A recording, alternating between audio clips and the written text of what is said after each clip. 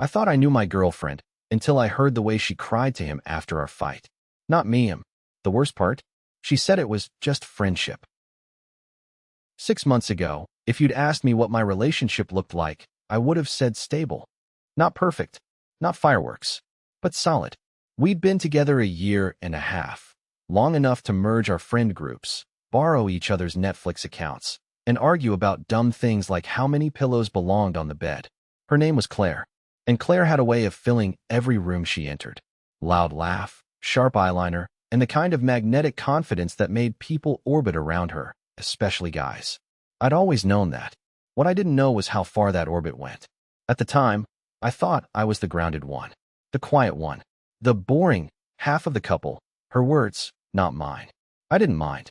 In fact, I kind of wore it like a badge. I wasn't flashy, I wasn't dramatic. I just showed up, paid for dinner, listened, built shells on weekends. I thought that's what partners did.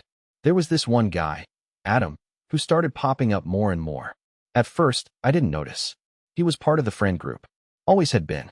But over time, Claire started saying things like, "Oh, Adam's hilarious. You should have seen what he posted." Or, "I already told Adam about that." Actually, even before she told me. The first time I mentioned it, just casually, she laughed. "Oh my God, don't be jealous. Adam's like a brother. He's the least threatening guy on earth. Please don't be that boyfriend."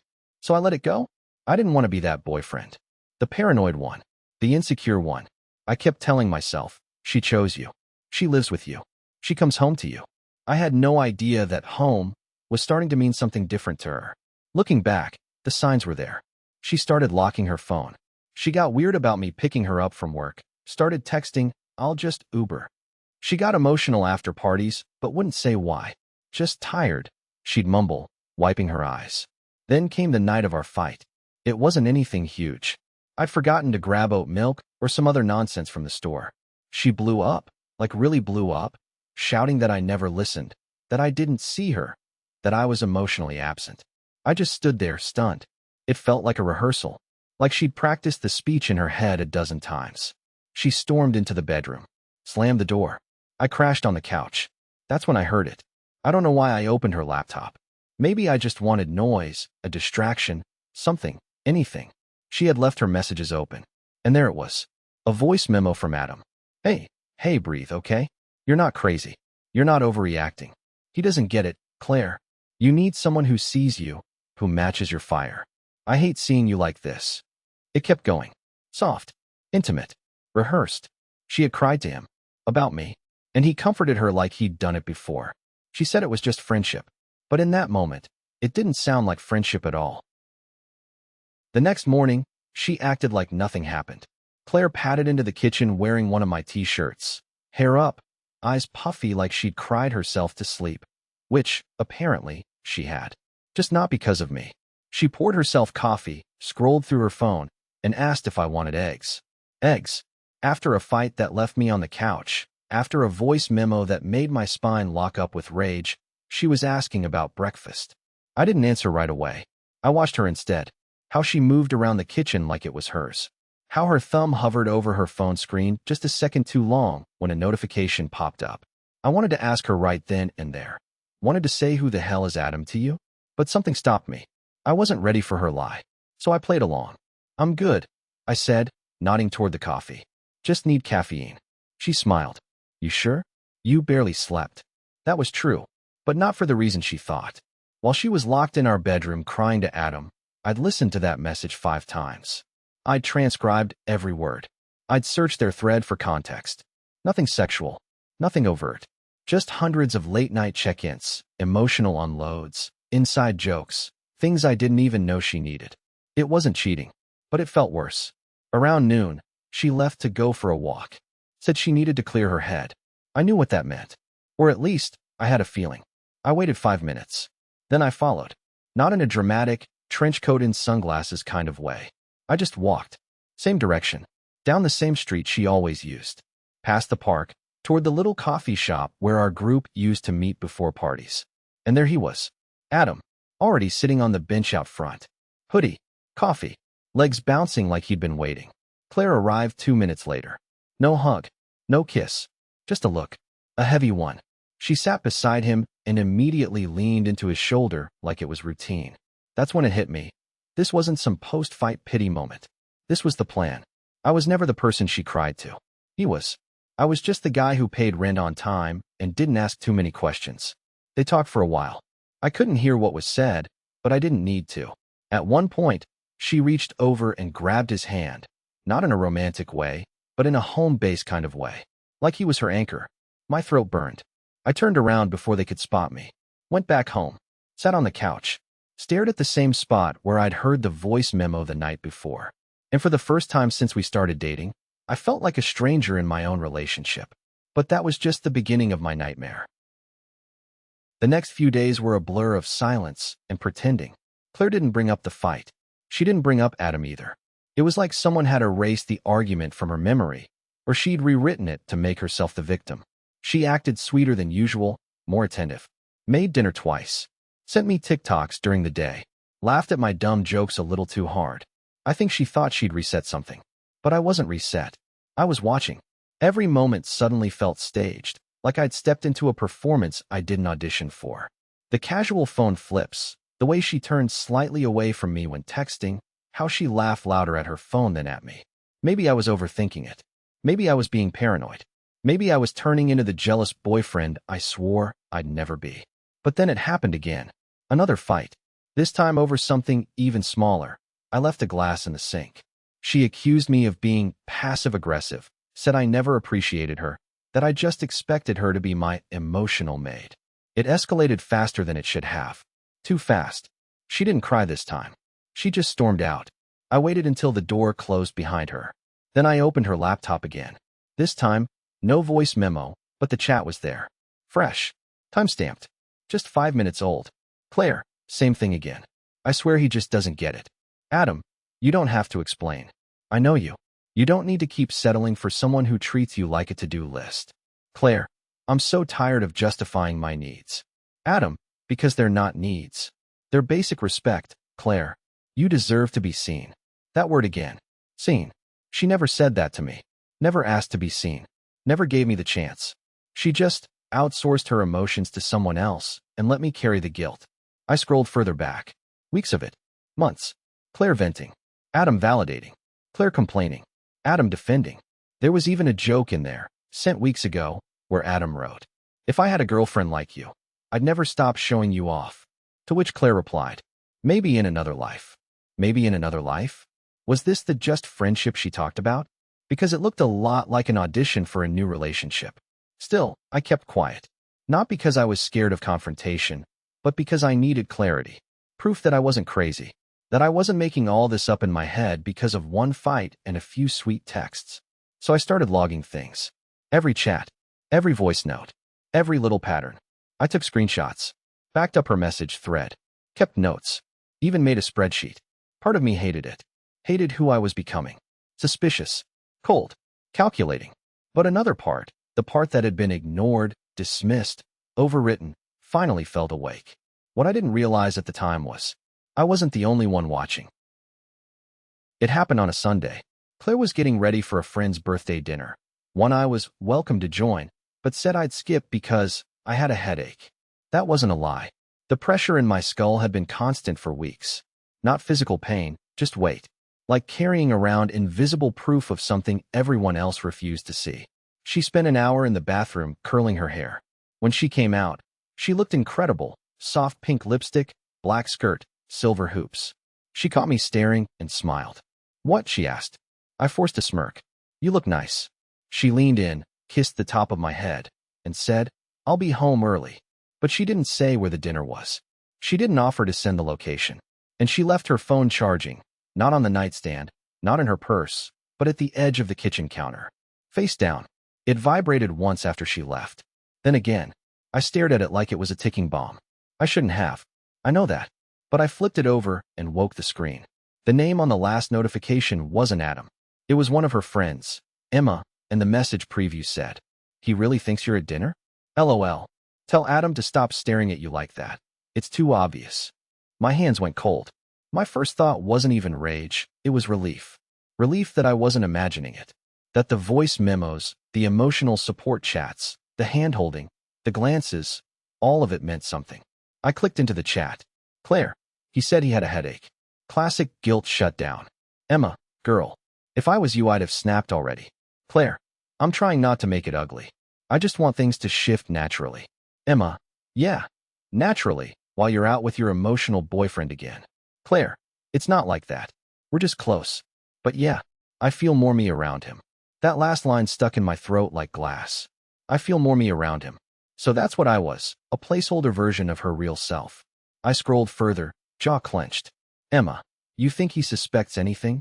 Claire, nah. He's too passive. That's half the problem. Emma, he's not stupid, Claire. Claire, no, but he trusts me too much. He won't push. And there it was. I'd made it easy. I'd handed her trust like a gift. Unwrapped, no receipt, and she'd used it like camouflage. The phone buzzed again. This time from Adam. Adam, tonight was perfect. Let me know when you're home safe. And hey, I meant what I said. I didn't know what he'd said, but I knew what he meant. I turned the phone face down again, walked to the bedroom, sat in the dark. My hands were shaking. My heart wasn't racing. It was doing something worse. Beating slow, cold, controlled, like the body was preserving energy for something bigger, something final. I wasn't ready to confront her, but I was done pretending I didn't know. She came home just after midnight. The first lie she told was the time. Said she'd left the dinner around 10:30, but got sidetracked with Emma. Her earrings were gone. Her lipstick was faded. There was glitter on her collarbone that hadn't been there when she left. I didn't say a word. She sat on the edge of the bed and rubbed her feet, then looked at me like nothing had happened. You okay? She asked softly. I'm fine, I said. Did you have fun? She paused, barely a flicker, then nodded. It was chill. Emma was being chaotic as usual. You know how she gets when she drinks. I didn't correct her. Didn't say I knew she hadn't been with Emma. Didn't say I'd read the texts. That would have made it about surveillance. About trust. About me being controlling. I needed something else, something undeniable. Something that didn't come from her phone. Something that came from them. So the next day, I reached out to someone I barely knew. Jordan, one of Adam's old roommates. We'd met once. During a housewarming party Claire dragged me to before the pandemic. He seemed decent. Quiet, observant. The kind of guy who wasn't part of Claire's circus of loyalty. I messaged him on Instagram. Told him I had a weird feeling about something and asked if we could talk. No pressure. Just a gut check. To my surprise, he responded right away. We met that evening at a diner 2 neighborhoods away. Neutral territory. I didn't even bring up Claire's name. I just said, has Adam ever said anything to you about someone he's close to? Maybe crossing a line. Jordan stirred his coffee, looked out the window, then back at me. He didn't say her name. He said carefully, but yeah, he's been bragging for months about how he's helping a friend get out of a dead relationship. Said he's not making moves, but that it's inevitable. That eventually, she'll see what they have. My stomach twisted. Jordan continued. He told me he doesn't feel guilty because he's not technically doing anything wrong. He's just being there. Said when the timing's right, she'll come to him. She? I asked, even though I didn't need to. Jordan just looked at me. Come on, man. You know who he meant. He slid his phone across the table. An old screenshot. Adam's message in a group chat they were both in. Adam, patience is key. She vents to me every night. She even said she feels more like herself around me than him. We've basically built something already. She just needs to wake up. It was dated 3 weeks ago. I stared at the screen like it was a crime scene photo. It didn't matter if they hadn't kissed. Didn't matter if she hadn't spent the night in his bed. They'd already built something behind my back, something that looked like love, even if they refused to name it. But it didn't stop there. Jordan hesitated, then said, look, I probably shouldn't say this, but you deserve to know. Adam's been talking like she's already his. Like he's just waiting for her to drop the act. What act? I asked. That she's still in a relationship. I didn't sleep that night. Not out of rage. Not even sadness. I was stuck in some in-between place. Numb but alert, like my brain couldn't decide whether to shut down or fire on all cylinders. I kept hearing their voices in my head. Claire's breathy, rehearsed vulnerability. Adam's quiet confidence, like he knew he was winning something. Like he'd already won. I had everything I needed. Screenshots, voice memos, third-party confirmation, timeline, patterns, all of it. Not enough to get anyone canceled, but enough to shatter the illusion she'd built around us. The illusion I had helped build Stupidly. Willingly. Like a man hammering in nails on his own coffin. But what was I supposed to do with it? Part of me wanted to confront her. Sit her down and show her the messages. Ask her to explain. Not because I needed clarity, but because I wanted to watch her squirm. I wanted to hear the lies as they fell apart in real time. I wanted to see if she'd still call it just friendship with a straight face. Another part of me, the colder part, didn't want confrontation. I wanted consequences. I didn't want to scream. I wanted silence to be the punishment. Exposure to be the weapon. Not public, not viral, just targeted. Accurate. She didn't deserve a dramatic breakup. She deserved to feel it slip away slowly, like sand through her fingers, with no one left to blame but herself. I started making a plan. Step 1. Copy everything to a drive she couldn't access. Step 2. Create a timeline of interactions, subtle but unignorable. Step 3. Loop in the one person she couldn't manipulate, her sister, Rachel. See, Rachel and I had never been close, but she respected me. She once told me, half drunk at a holiday dinner, that I was the most emotionally stable guy Claire had ever dated. Said she hoped Claire didn't blow it this time. She was the perfect audience for the truth. But part of me still hesitated. What if I was overreacting? What if Rachel thought I was bitter or trying to smear Claire? What if this whole thing backfired and I ended up looking like the jealous, tech-savvy loser who couldn't handle his girlfriend having male friends? Then again, what if I said nothing? What if I let her rewrite the narrative like she had planned all along? What if, 6 months from now, I saw a post of them together, Adam and Claire at some pumpkin patch or rooftop brunch, and all our old friends commented with, "Finally, and you two are perfect together"? What if I became the villain in her next story? That thought lit something in me. Not anger, clarity. I didn't need to hurt her. I just needed to interrupt the story. Cut the power halfway through her little emotional escape fantasy. Remind her that actions, even innocent ones, have weight. So I took one more step. I composed a message to Rachel. Short, direct, no dramatic language. Just facts and a few screenshots. But I didn't send it yet. I needed the perfect moment. One where denial wasn't possible. One where they made the final move, not me. Because when they did, there'd be no walking it back. The moment finally came 2 days later. Claire and I were in the middle of a calm stretch. That eerie silence couples get when both people know something's off, but no one says it out loud. She'd been oddly sweet again. Cooking more. Making plans.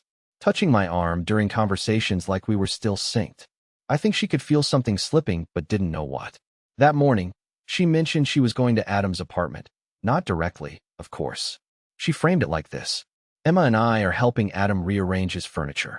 He threw his back out. Can you believe he tried moving a dresser by himself? She laughed, like it was all harmless. I didn't respond. She kissed me on the cheek before leaving, and for the first time, I didn't flinch. I just let her go. Because this time, I had a plan. The moment the door clicked shut, I sent the message to Rachel. It was clean. A few screenshots. A time-stamped voice memo. A brief explanation that I wasn't looking for drama. I just thought she deserved to know the truth before she got caught in the fake version Claire might tell. I added, I'm not asking you to do anything. I just don't want to be the only one carrying this. She saw it within minutes. Read. No reply. At first, my stomach dropped. Had I gone too far? Had I just nuked something I couldn't undo? But 20 minutes later, Rachel called. No greeting. Just, so that's why she's been acting weird. Her voice wasn't surprised, just tired. Like this confirmed something she didn't want to admit to herself. I'm not shocked, but damn, she added. She really played this cute online. I mean, she's been posting about you like nothing's wrong. That stung more than I expected. She'd weaponized perception. Painted a stable image while privately lining up a soft landing. Rachel promised she'd keep the info to herself, for now. But she thanked me. Said I was doing the right thing. Said Claire had a pattern of emotional outsourcing that the family never called out. I felt validated. Seen. Maybe even safe. But the relief didn't last. That evening, Claire came home glowing. A little too glowing. She tossed her bag down, kicked off her shoes, and flopped next to me on the couch. Guess what? She said. I didn't answer. Adam finally rearranged his bedroom. Emma bailed halfway through, so it was just the two of us. Took forever. She smiled. Waited for me to ask more. I didn't. Then she leaned in and whispered, but you'd be proud. I told him we needed space. That I was serious about us. I froze. She was flipping the script, preemptively erasing the fallout. She knew something was coming and wanted to muddy the timeline. I was no longer the fool. I was the man she chose. I know I've been distant, she continued, eyes soft, voice low. But I'm ready to fix that. I want us to work. My jaw tightened. This was her new move. Her counter-narrative. She hadn't denied the closeness. She hadn't confessed either. She just repositioned herself as loyal despite temptation. I nodded slowly. Thanks for telling me. Inside, I wanted to scream. I thought it was over. I couldn't have been more wrong. The next day, everything exploded, and I wasn't even the one who lit the fuse. It started with a group text. We had this shared chat with some of our mutual friends, people from Claire's college days, her sister Rachel, and a couple couples we'd hung out with over the past year. It was mostly memes and birthday reminders. That morning, someone dropped a photo in the thread. Claire and Adam. Not from yesterday. Not even recent. From a housewarming 3 weeks earlier. The one I hadn't gone to because I was feeling under the weather. In the picture, Claire was sitting next to Adam on the couch, her legs draped over his, one hand on his knee. The caption from Emma. Y'all were giving major couple energy that night, face with tears of joy. The reaction emojis flew in fast. Hearts. Fire. OMG finally. Someone even wrote, wait, this isn't official yet. Thought y'all were already a thing. I watched it all unfold from the corner of the screen like a ghost in my own life. Claire didn't reply. She didn't deny it. She didn't correct anyone. She just let the moment happen. That was the crack that blew everything open. Rachel jumped in a few minutes later. Rachel, wait. Claire? What about me? You're still with him. Right. Silence. Then a single typing bubble. Then it disappeared. Then came the private message. From Rachel. One line. She's spiraling. You might want to get ahead of this. I didn't respond. Because I didn't need to get ahead of anything anymore. Claire had exposed herself. In a group full of people she once tried to manage like a PR campaign. People she thought would defend her, get her, pick her side. She let the truth slip through. Not because someone accused her, but because she wanted the attention, the validation, the slow claps, and "you deserve better" affirmations that Adam had been feeding her in private. She couldn't help herself. By evening, more DMs trickled in. One from Sam, a guy in the group who had always kept his distance. Dude, I didn't want to say anything, but the way she talked about Adam behind your back, we all kind of knew something was off. One from Lila, who'd once called Claire her relationship role model. I'm so sorry. This whole thing's been shady for months. You deserved better. And then, hours later, Claire's turn. She came into the living room with her phone in hand and eyes wide, panicked. Hey, we need to talk. I looked up, calm. About what? You know what? The group chat. Rachel, this is all being taken way out of context. I tilted my head, then set the context. She froze. She wasn't ready for that. Because there was no context that made it okay to emotionally move on with someone else while using your partner as cover. There was no version of the story that made her look like the victim anymore. Still, she tried. We were just close, she said, voice cracking. I didn't realize how it looked. I didn't mean for it to go this far. But that was the thing. She did mean it. She just didn't expect to get caught. Not like this. And now? Now everyone saw her the way I had started to. Not as the quirky, misunderstood firecracker, but as someone who couldn't face herself without a mirror named validation. That night, she slept on the couch. Or at least, she laid there.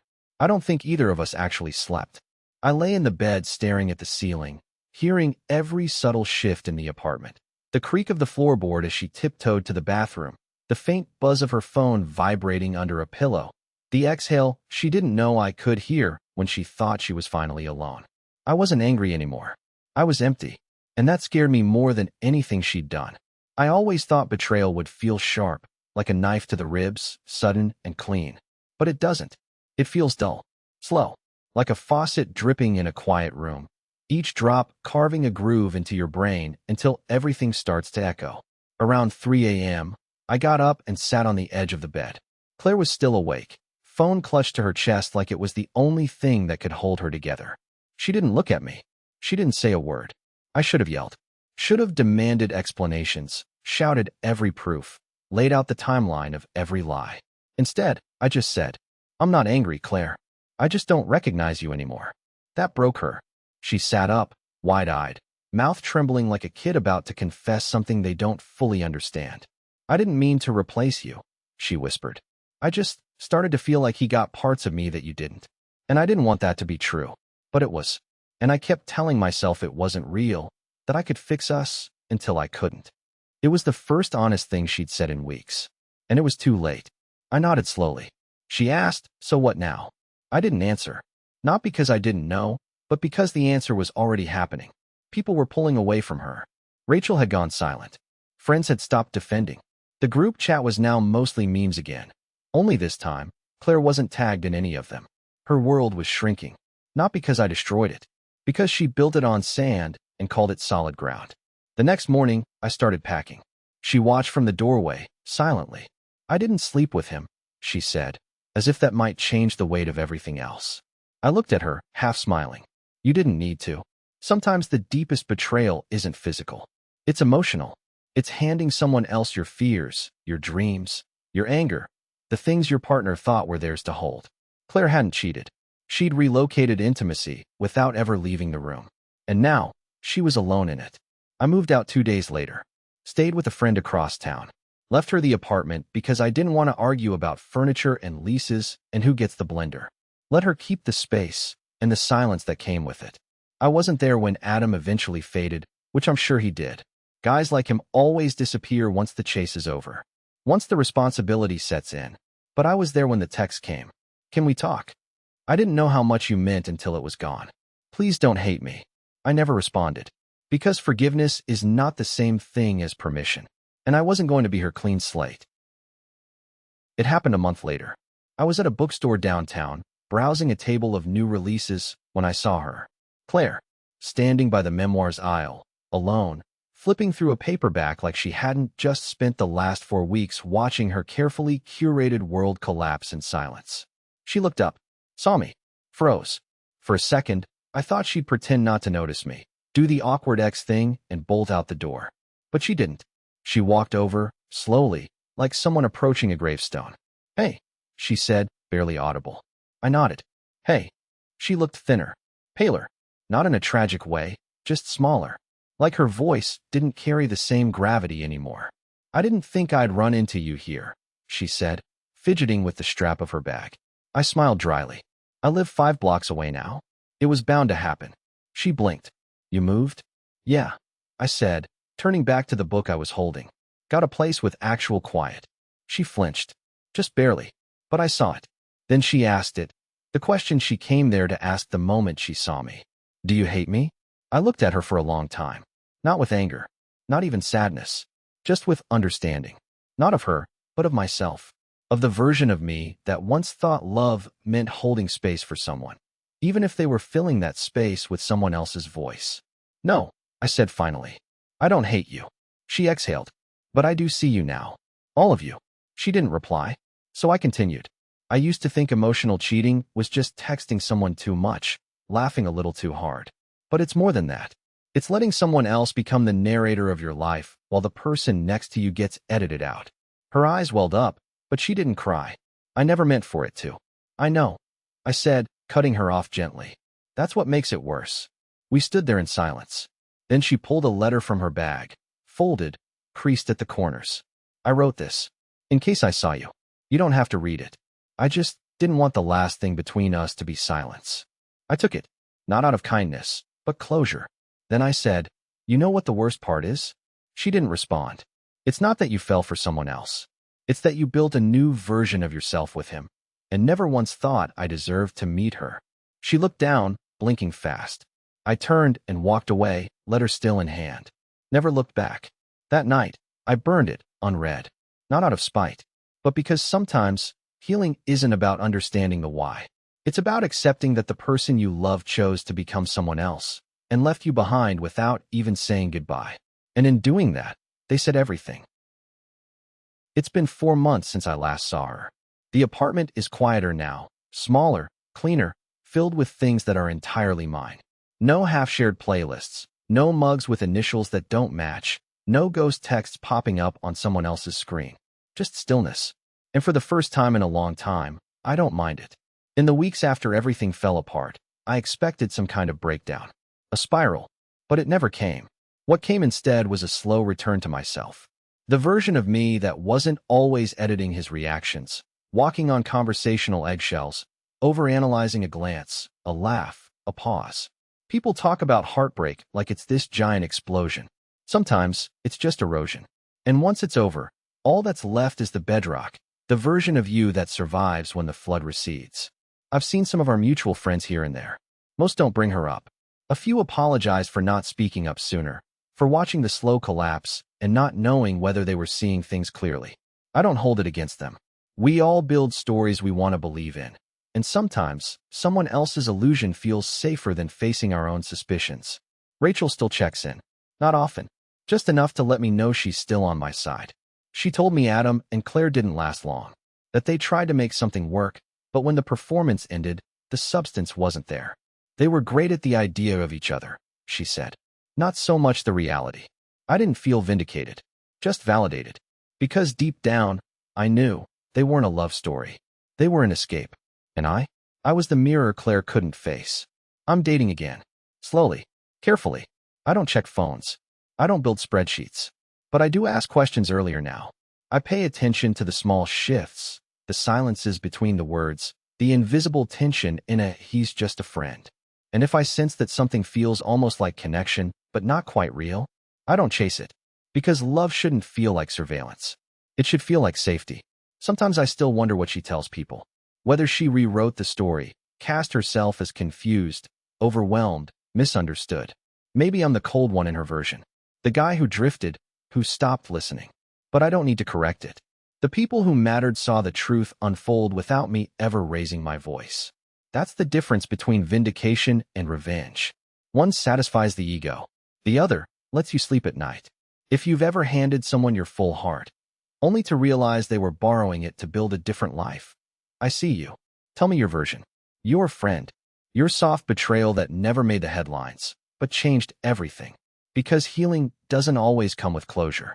Sometimes, it comes with clarity. If you've made it this far, thank you. Not just for watching, but for staying.